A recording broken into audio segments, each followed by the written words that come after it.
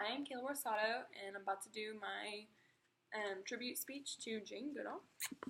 There is my brother, Beth, Lauren, and my mom for my audience.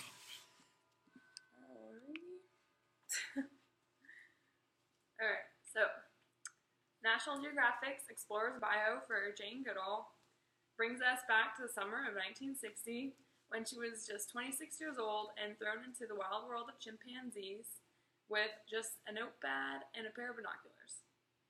She's remembered most for working with the chimps in Tanzania, Africa, but she's done that and so much more. With her determination and perseverance, she spent what PBS claims in Jane Goodall's story to be almost 15 years out in Tanzania. As a fellow female with an interest in science and a passion for animals, Jane Goodall is my idol.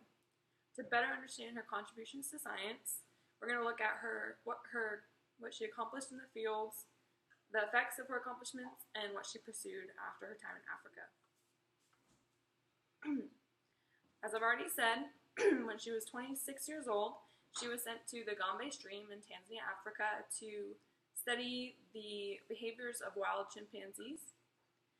After 2 years of building a relationship with this group of chimpanzees that she was following, she was able to study them closer than anyone has been able to ever before.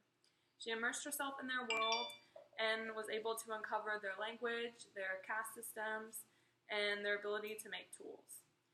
Their ability to make tools was an important finding because at the time, scientists had categorized people and animals by their difference in humans could use and make tools that animals could not. So this was kind of a crucial change that happened due to her findings. She also upset a common misconception that chimpanzees are vegetarians.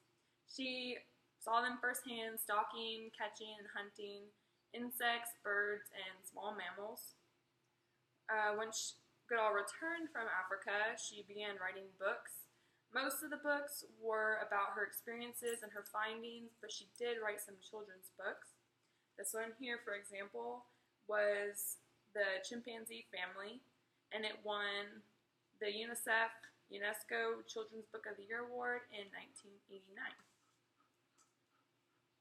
Today, Jane Goodall is 82 years old.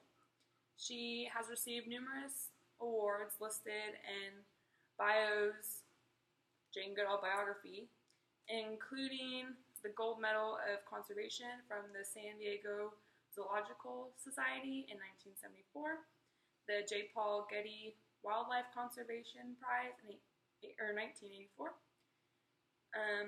the National Geographic Society Centennial Award in 1988, and the Kaido Prize of Basic Science in 1990, just to list a few. On top of all that, she was named the Messenger of Peace by the United Nations in 2002 and the Dame of the British Empire by Queen Elizabeth II of England in 2003.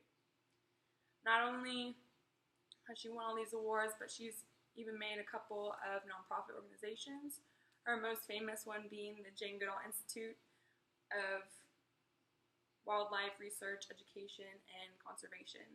And she did this to educate the public in the wild chimpanzees' endangered habitat and their unethical use in scientific research.